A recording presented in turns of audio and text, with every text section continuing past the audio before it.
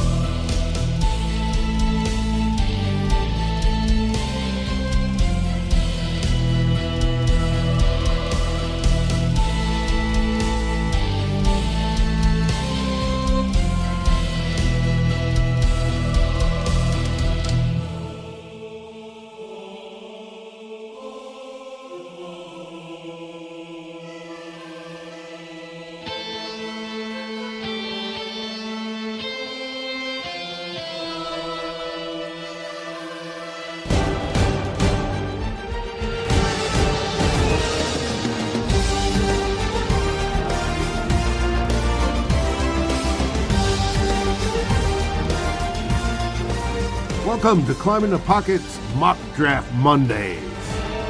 Who will the Vikings pick, and who's your favorite choice?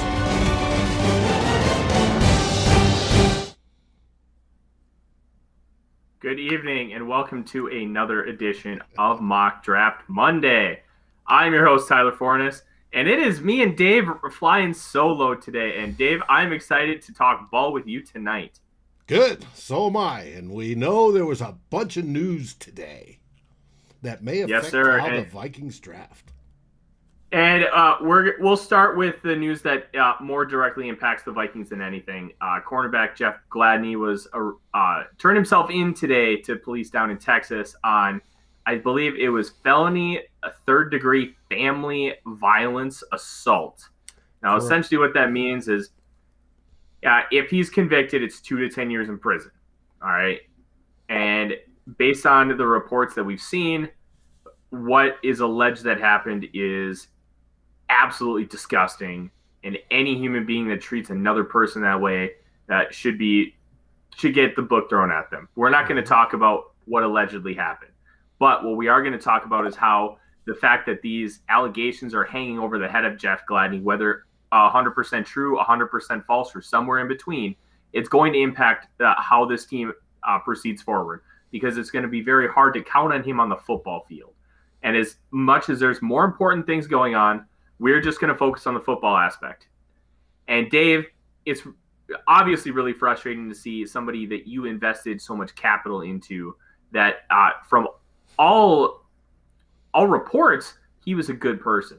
And then to see something like this happen is so crushing on an insurmountable amount of levels.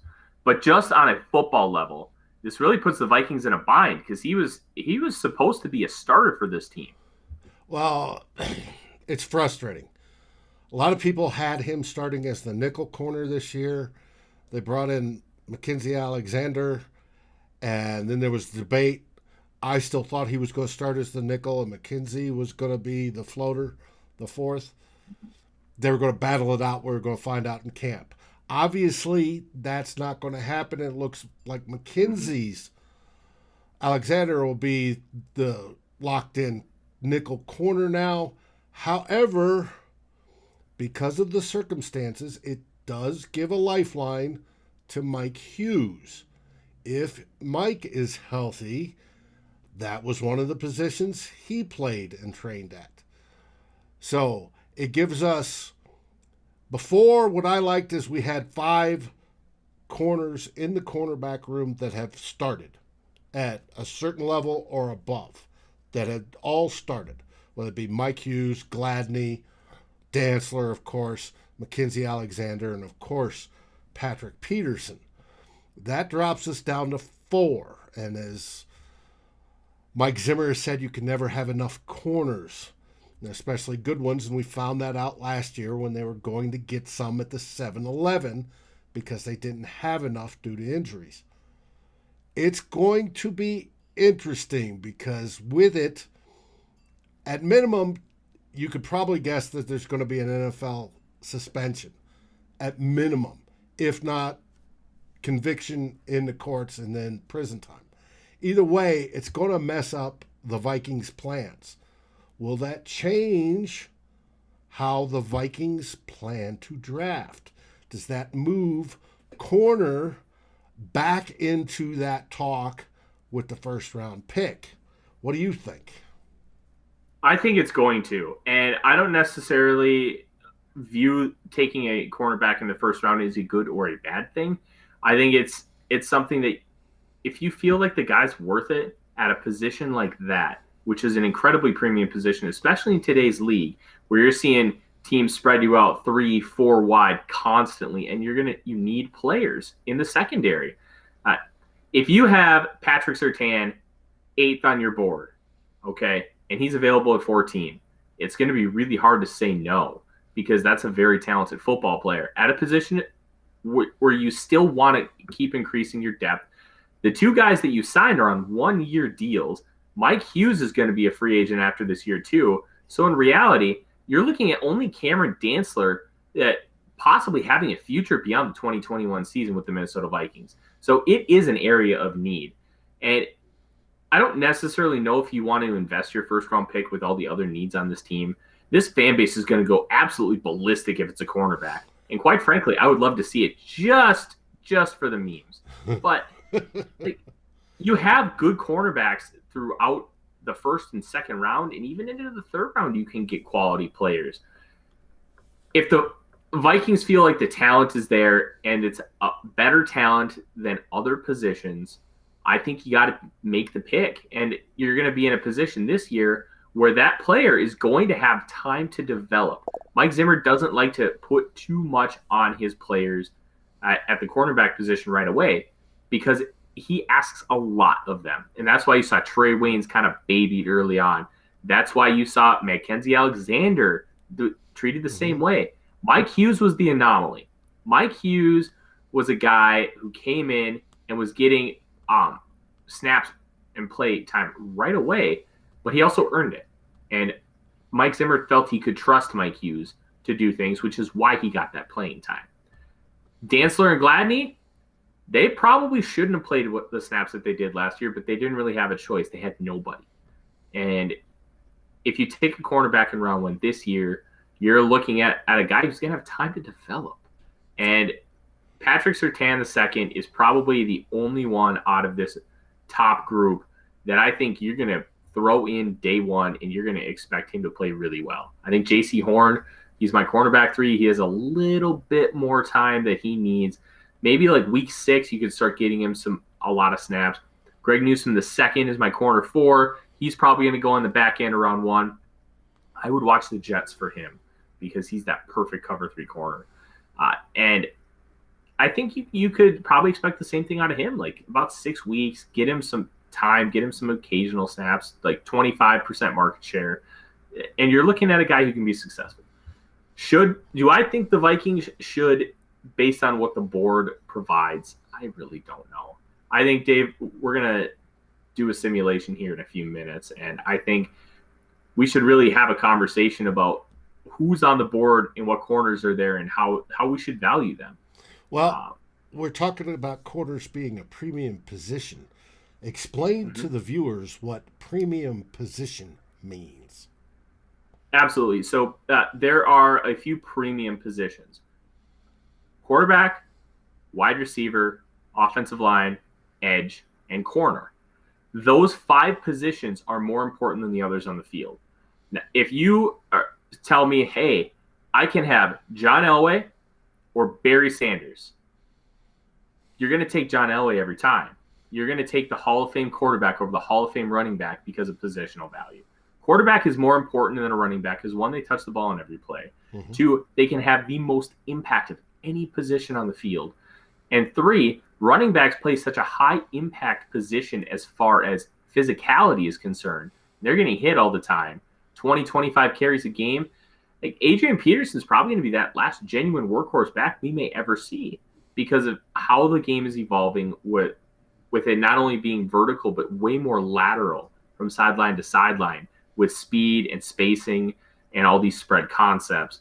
And it's just really hard to justify getting a guy like, if you take Barry Sanders and put him in today's game, he's going to be a Hall of Famer again, and there's no question about it.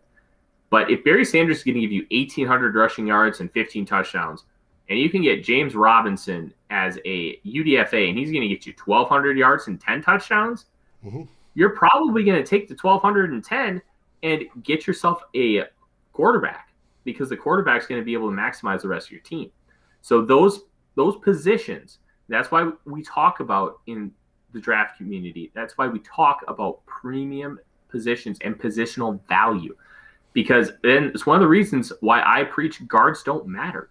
Unless you're taking Quentin Nelson, you can get average guard play in the second and third round. And that's all this team needs. If this team had average guard play, we'd be talking a whole different story about what this offense is. And that's why the premium position element really makes a difference, because they make the most impact on the team. Well, I like to explain it as you want guys that score points and you want guys that stop people from scoring points. And like you said, that's quarterbacks, it's wide receivers, it's offensive tackles. Not, you said the whole line, but it's the offensive tackles that make the biggest impact. And on the defensive side, it's the defensive ends, the rush, the main part of the rush. That's where your offensive tackles come into play. And your corners for stopping those receivers. And corners are more important than safeties when you're talking production-wise. And that's why those guys are premium positions. That's why they are valued more and higher in the draft, unless you find a Quentin Nelson type that you know is a surefire deal. You go down. The other positions drop down in the draft because they're not valued as much. So if, say, the Vikings take a guard, pure guard with the first pick, that's usually something we consider drafting-wise is they're overvaluing that player. It's just like if they would take a kicker, you'd go, why? Because, you can find kickers either if you're going to draft them in the later rounds, and I don't even recommend drafting them. I recommend picking them up as free agents that you can find and hit on just as easily, and then save that higher round choice for that premier position, be it quarterback being the number one, or any of the others we just discussed. Absolutely. And I think something to remember with taking players high at a lack of a premium position, kind of like you mentioned with guard, a nose tackle. If they're a transcendent type player, Quentin Nelson was a transcendent player. He was number one, I remember reading, in Dane Brugler and Daniel Jeremiah's draft boards in 2018 as a guard. He came in to a Colts team that desperately needed offensive line help, and he took that offensive line and made him a bottom 5 unit and turned him into a top 5 unit. That's the kind of player that you consider the outlier for the premium position, because he makes that big of an impact. Linebackers are kind of the same way. Devin White was a middle linebacker drafted at number 5. Well, you watched the Super Bowl and saw how he was just flying around the field and how big of an impact he made. He was an outlier because he was able to shoot those gaps, play well in coverage and do all these things, they're outliers at those positions. And it's okay to take that kind of guy if you think they're transcendent like that. So when you hear me talk about Rashawn Slater and Elijah Vera Tucker and how I view them as guards at the next level, and I want nothing to do with them at 14, it's because I don't view them as transcendent type players. I don't see them as, hey, this guy is going to make such a big impact that it's going to be worth the selection at 14, whereas I could get Wyatt Davis with a trade up into round 2, or one of my favorite players in this class, David Moore out of Grambling. He's just a little bowling ball, 6'1.5" and 335, and he's fun. He's what some of my guys and I like to call fatleets because they're big boys, but they are athletes, and he's got some of the funnest tape I've seen this year. But we'll talk more about premium positions as we kind of go into the draft. But the last thing we need to talk about before we really dive in, Dave, Sam Darnold is a Carolina Panther. Yes. Yeah, he was traded to the Panthers for a 6th-round pick this year and a 2nd and a 4th-round pick next year. So what that tells us is the Jets are 100% taking a quarterback. It was already for sure then. It is even more so now. And the Panthers are out on quarterback in the top 10, which can be a big detriment to what the Minnesota Vikings are trying to do, because if 5 quarterbacks go before the Vikings, it's going to leave one more quality player for the Vikings being able to draft. That could be one of those top 4 receivers, including Kyle Pitts. That could be top corner. Micah Parsons could be available, especially with the uncertainty surrounding Anthony Barr. Like, there's a whole ripple effect of the fact that the Panthers are no longer in the quarterback market. And it's going to be really interesting to see how things play out. Does a team now really jump up to number 4? Are the Lions going to look to trade back because they're going to be able to get a haul? Like, so many elements are coming into play now. Who knows? Maybe the Dolphins flip again and they end up getting more 1st-round picks. Like, could be. I want your opinion, Dave, because when it comes to with how the Vikings are sitting, it's kind of frustrating that Darnold got moved right now, because it does leave even more uncertainty for what's going to be available for them at 14. Well, it's a matter of, do the top 2 tackles are Sewell and Slater. Does Slater drop that far? The wide receivers, the top wide receivers, how many get selected ahead? Because now it looks like, well, with Carolina out of the QB market, they may take one. What does Denver look for? We're going to find out. I mean, we're going to find out in 3 weeks from Thursday night. Yeah. But anyways, let's start this draft. Let's see if the Draft Network has updated their stuff already. They should. They have been pretty good about updating their stuff and making sure that it's 100% ready to go. Here we go. Has San Francisco taking Penei Sewell? Interesting.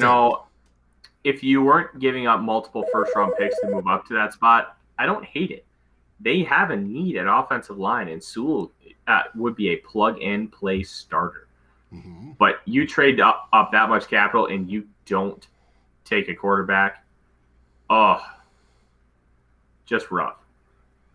Okay, drop 10 positions, get a 1st, a 4th, a 7th, and a 4th next year. I don't think that's worth it. If you're going to be dropping 10 positions, especially with the trade value charts, you need to be getting a 2nd. This one I like. You get never mind. That's a 6th? That's a 6th round. Gross. If that was a 4, I would take it. Right, but it's But a 6, like, the 49ers moved down 1 spot with the Buccaneers last year, and they got a 4. From this exact selection, I'm not making that move, and I'm guessing you're in agreement as well. Yeah, no, it's not worth it. Okay, perfect. Let's kind of see what the board has shaped up. Okay, right now we have these are your folks that have been, or here's who's available. Okay. So you're looking at both J.C. Horn and Patrick Surtain II are off the board, and you can tell because the Panthers took corner that they have really updated their servers. Mike, what's up? Eagles suck, by the way. And both tackles are gone. Sewell, obviously, in this draft went third to San Francisco, and Slater went just in front of us.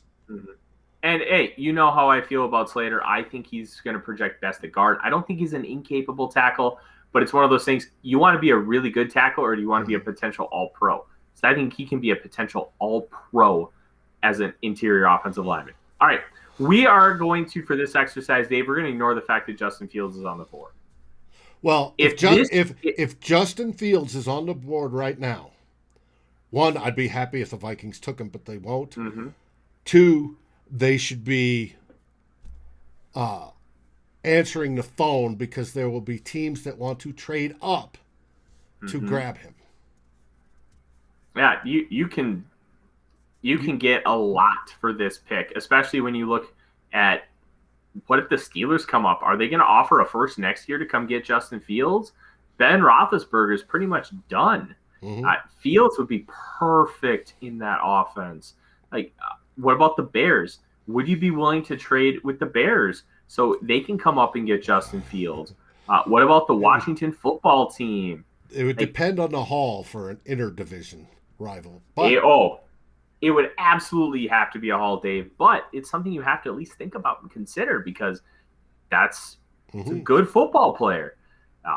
And then looking throughout, you've got Micah Parsons, Christian Darrisaw, Elijah Vera Tucker, Jalen Phillips, Tevin Jenkins, all on the board still. I want to talk about Micah Parsons here a little bit, Dave, because we really haven't spent a lot of time on him on this show. Micah Parsons, if we're going to ignore the football aspect right now, he has a major red flag. So he was accused in a civil suit of hazing. And we're talking some pretty nasty stuff. He was accused of taking his dick out, rubbing it against freshmen, imitating sexual assault, and Sanduskying them. Like, we're talking some really, really bad stuff. Not like hazing, like, hey, I'm going to shave your head, or I'm going to make you do, like, the naked mile. Stuff that's, in comparison, relatively harmless. This is some pretty nasty, grotesque stuff. And for the most part, it's kind of flown under the radar a little bit. There hasn't gotten a lot of traction and discussion.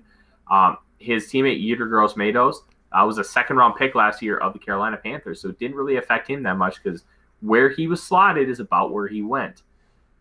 But the football player is really, really good. Ran a 4.3 640 at his pro day. He did opt out for the 2020 season, which with COVID, I don't blame him. A lot of players did. Yep.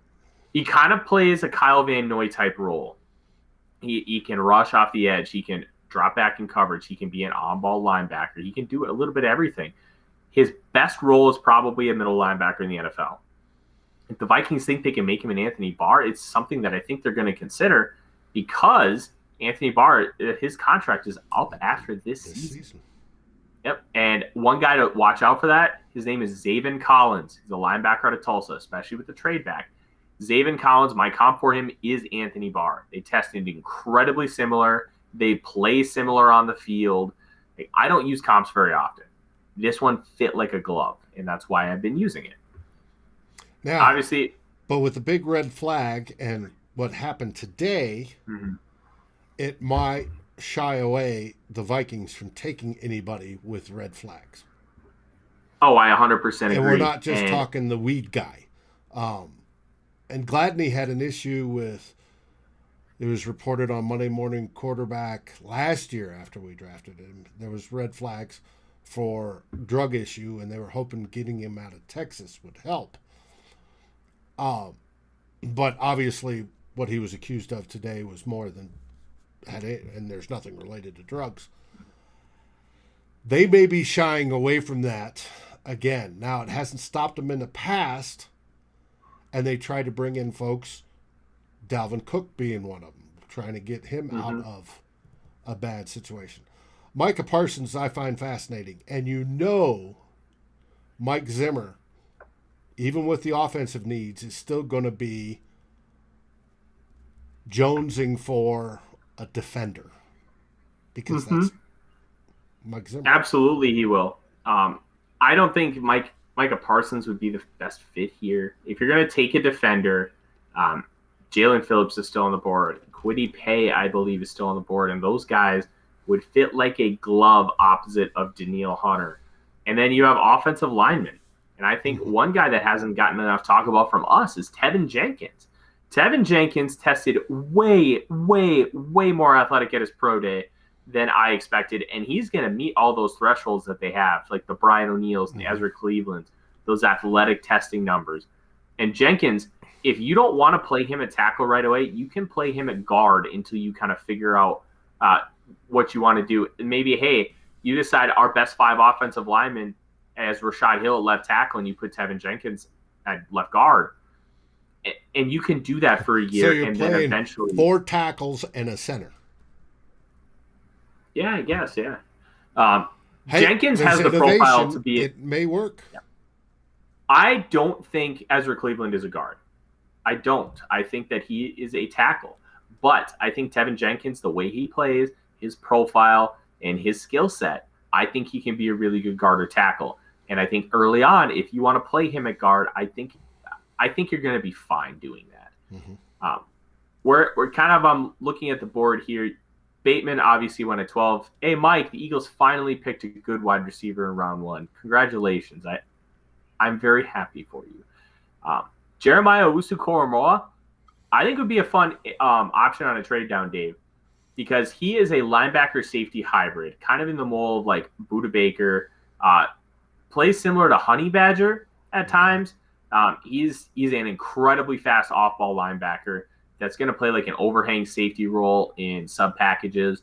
Good size too. The biggest issue with Koramoah is he doesn't really have a position, which if you're creative enough, it doesn't matter. But in base defenses, how are you going to use him? And I think that element is going to push him down the board a little bit, because I don't know if teams are going to want to take a guy who, like, I have to pigeonhole him into doing stuff where, I can just take this guy and I already know what he's going to bring me on a down in, down out basis. Mm-hmm. But he would be fascinating as a chess piece for Mike Zimmer. So, with that, let's make our selection. I think making this selection, I want to take this as kind of a no offensive line first round draft. I think we should take Jalen Phillips. He has the concussion questions. He had a medical retirement. Now, I want to bring this up because he chose to retire. He was not forced to retire. He's just like, nah, I'm done. He was out of football for a year, and then he got the itch. He's like, nah, I'm coming back. I miss this too much. And he obviously passed all the tests and everything. So he was cleared by the doctors at the University of Miami. So if you're cleared by the doctors at the University of Miami, that's a good sign. But what's the brain look like? Fields still on the board. What? In the second round. Oh my gosh! There he goes. He went. What pick did he go? There's no way to pause this, is there? Yes, you can click draft log though. No, I can hit pause. He went. I want to say to Dallas. Hit draft log.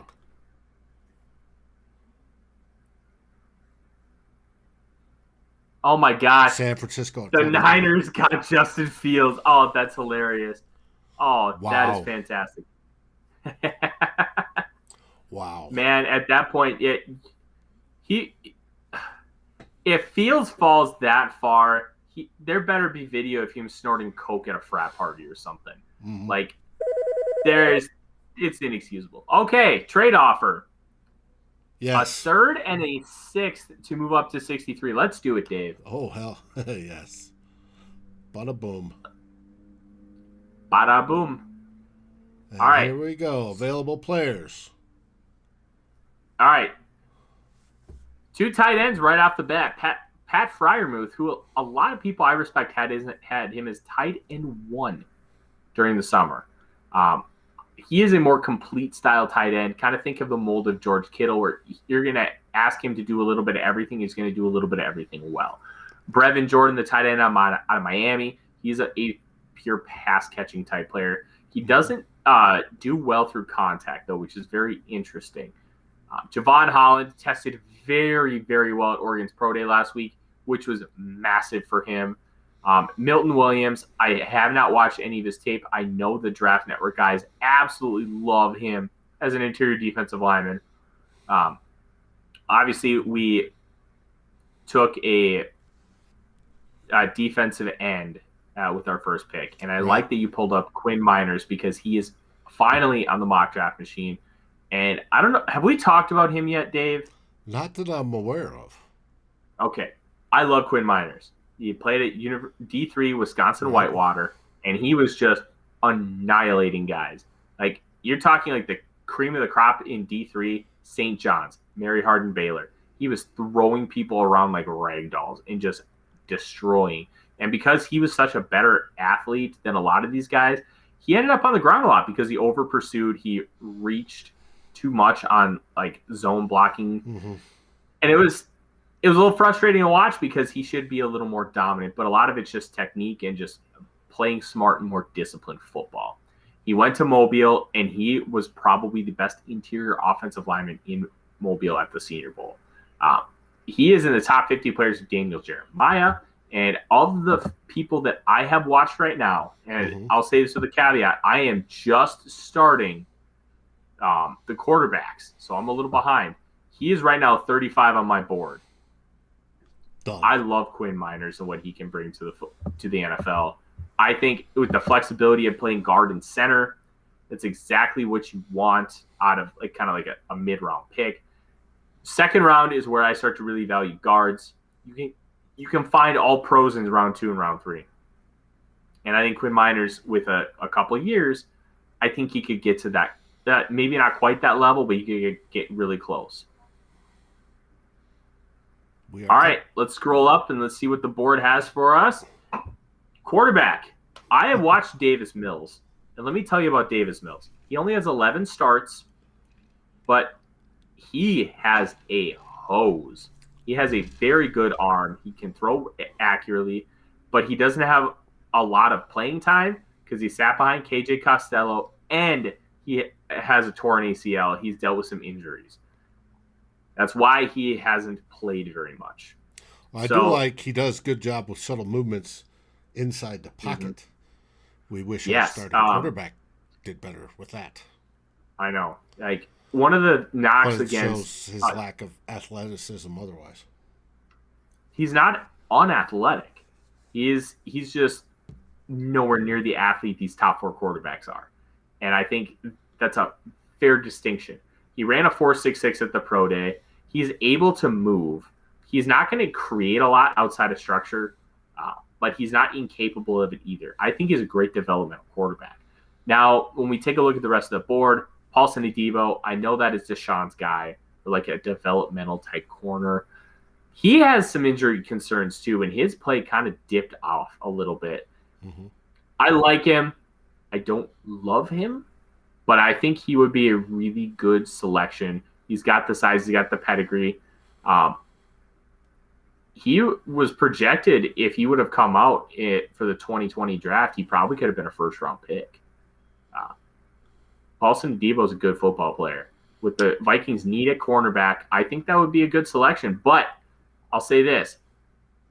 We got our offensive guard. We got our edge. I see Spencer Brown is on the board. Dave, Spencer Brown, are you familiar with the RAS, relative athletic scores, from at MathBomb? Spencer Brown is the number 1 tackle in the last 30 years. He's the most athletic according to RAS. Where do you see him? There he is, right there. Yep. I just watched him the other day. He's a really good football player. He is 6'8" and a quarter, and he does bend a little bit at the waist at times, which is frustrating. But overall, he uses leverage pretty well, and he's got length, and he's able to kind of divert players. He is not afraid to get nasty in the running game, And I think he's going to need a little bit of time to really get a lot of mass and get a lot of strength, especially in that lower half. But because of what he is initially, I think he could be a really good football player. And he could, I don't think you want to start him day one, but he could be your starter next year and be a really good left tackle or a right tackle if you want to move O'Neal over to the left side, which it hasn't been ruled out by the Vikings yet, at least publicly. Oh, and they shouldn't. They should go through camp and move the guys around, see where they play best, see where they have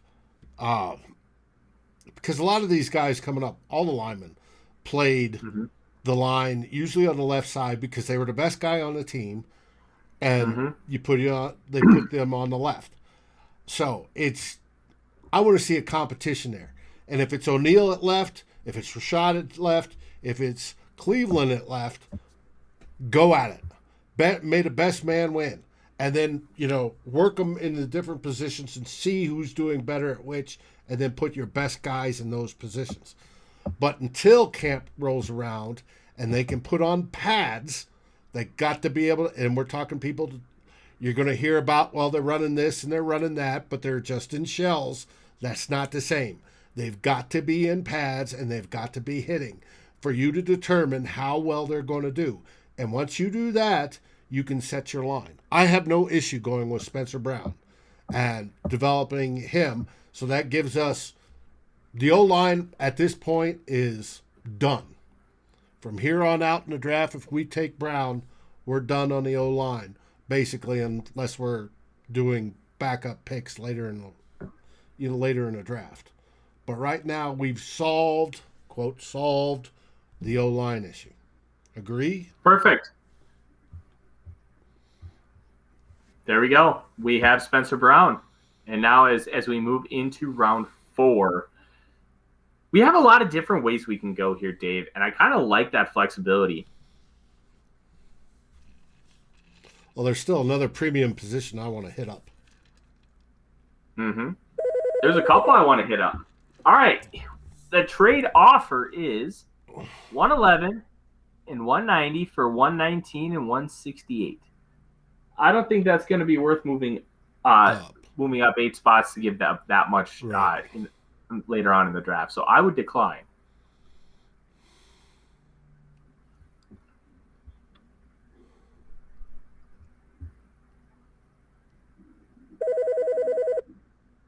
Oh, Dallas. All right, they want to give us 19 spots? No. They're smoking crack. No. Yes. All right. Let's take a look. So far, we have an edge, an interior offensive lineman, and a tackle. So we're kind of looking at, hey, what can we bring to the Vikings that'll make a difference? All right. So taking a look, one guy I had just watched, Dave, Kendrick Green. He's going to be a target for the Vikings. We aren't going to take him in the simulation, but my goodness, is he an athletic specimen. And he plays nasty football. Israel Mukuamu is the cornerback who started opposite J.C. Horn. He is 6'4". He's a big boy. He's not the most fluid mover, but he's not exactly bad. I think his ceiling is probably a low-end cornerback too. But I also think he can be a really good football player, and he could be a special teamer to start and be a developmental guy down the line.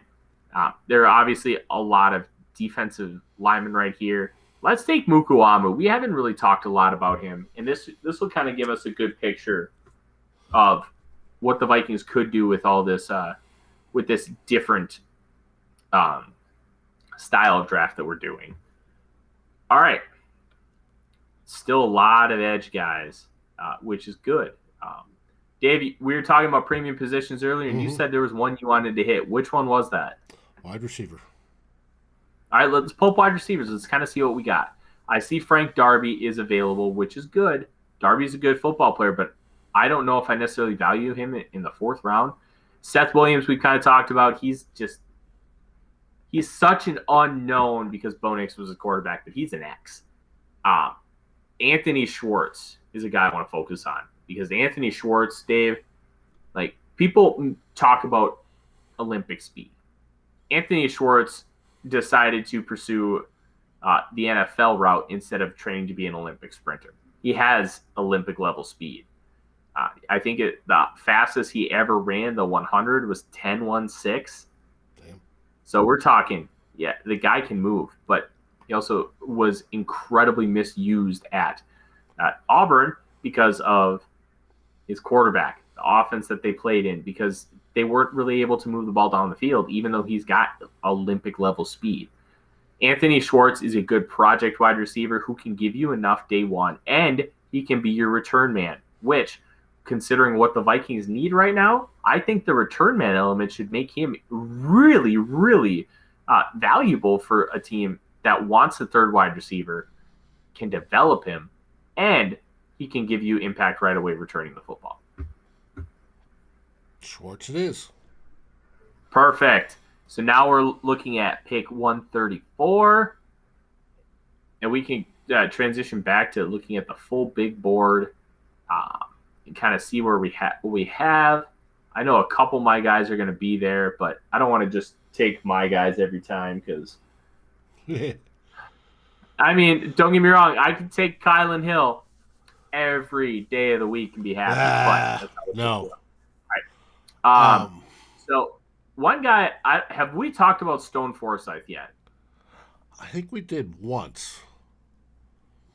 6'7", 329, good size. He is. He's actually bigger than that. He's 6'8". He measured in 6'8" at his pro day. So obviously, everybody who knows me knows I'm a massive Florida Gators fan.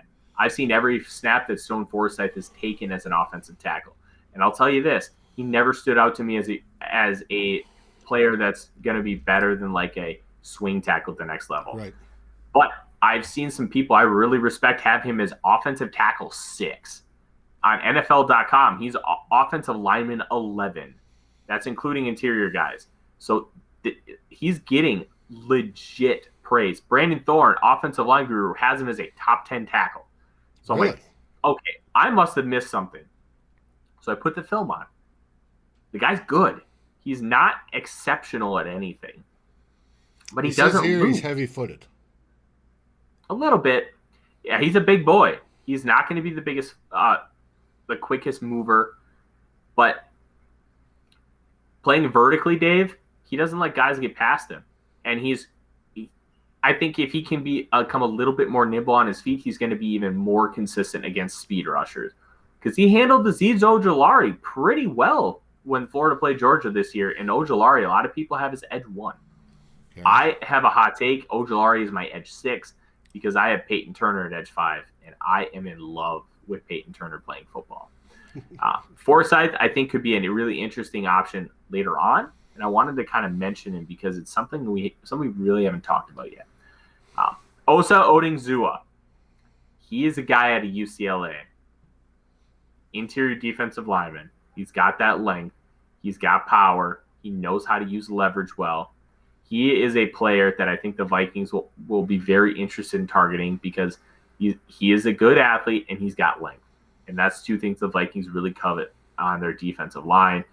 I think that you use him as sub packages early on and he can gain a little bit of weight, learn how to use technique a little better, and you can use him as a potential starting 3 technique moving forward. Well, I'm about to say, he's a little short, which lends it to moving down.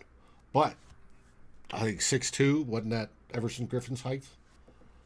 Yeah, Griffin was 6'2" and 5/8", I think. Yeah, something like that. But like, if you're 6'2", that's not really a detriment. If you're 6 flat, that's a little tough. Like, not six.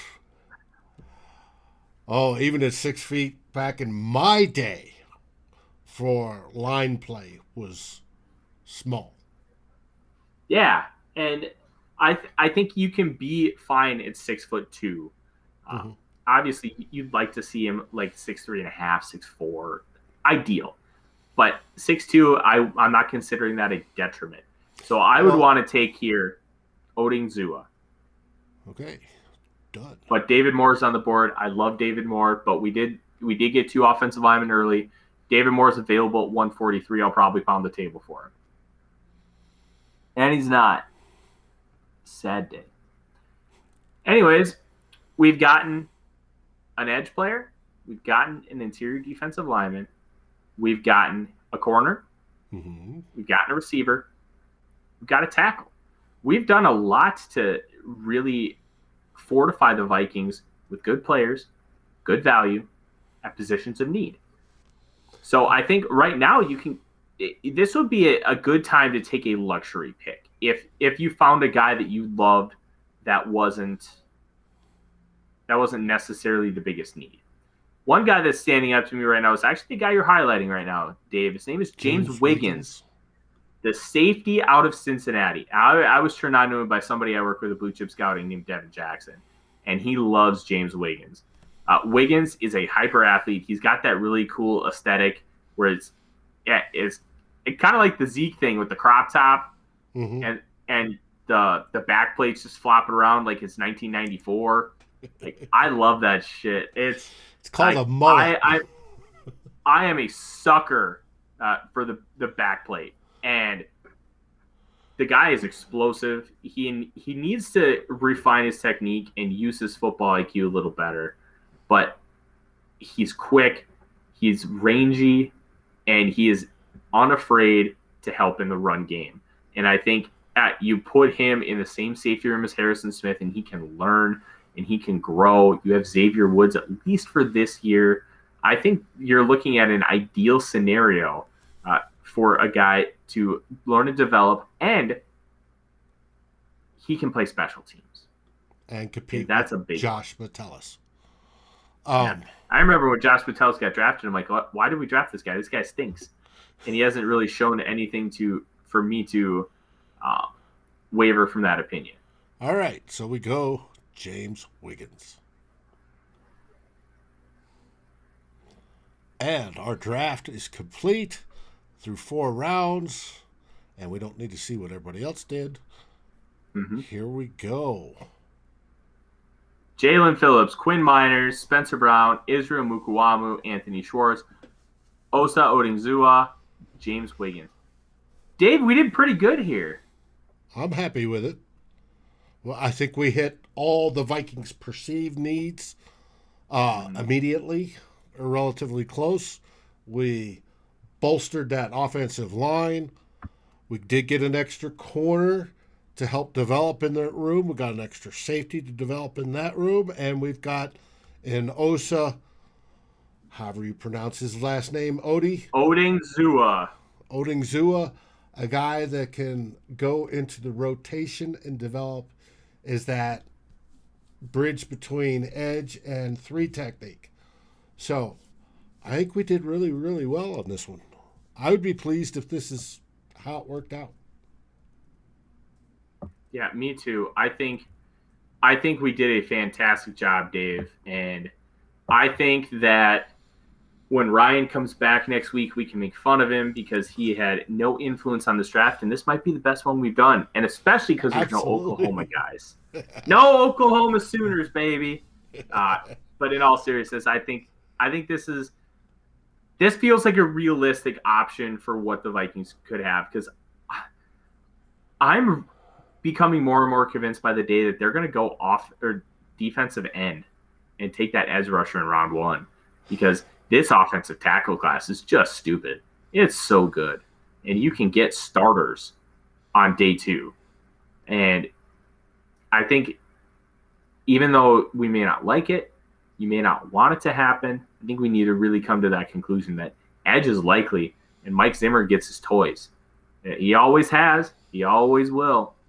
And the offensive line premium is just not there for what this organization prioritizes. So, Jalen Phillips, opposite to Neil Hunter. Hope he stays healthy. Good luck. Mm-hmm. Oh, if he stays healthy, it's beautiful, Dave. It's going to be beautiful. And like I said, I think we've solved most of the O-line problems as well. And for here out, we could call it No Excuse 2021. Mm-hmm. Absolutely. And with that, Dave, we kept it under an hour. That's the first time we've done that. Now, I want everybody to like, subscribe, and ring the bell if you haven't already. Be available tomorrow night, same time, same channel, 8 o'clock Central, for another exciting live show. You'll be in the huddle with your favorite Climbing the Pocket personalities. And I'm sure we'll learn more of the Gladney issue by then, and that'll be hot on our minds. Any last words, Tyler? No, I think we did a fantastic job, and this is that I'm really, really getting excited for draft day and our live stream, and be on the lookout because we're gonna have days. We're gonna have my positional rankings coming out as well in video clips, about 15 minutes long per position. And you are not going to want to miss them because it has been a long process, and I am very proud of all the hard work we put in, and it's going to be exemplified by everything we're going to do over the next 3 weeks. And you will get on during the live draft broadcast, you will get representation from every single one Climbing the Pocket Network shows, including Unbelievable. We're going to have those guys on as well, and some special guests. Hopefully the Vikings do as well as we did tonight. Yes. And until then, stay safe, stay healthy, and by all means, go Vikings!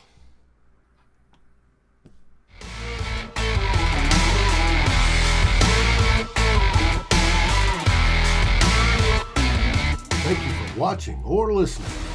As always, if you like, subscribe, and ring the bell for notifications. And if you're listening to the podcast, please rate us on your favorite aggregator. Skol, everybody.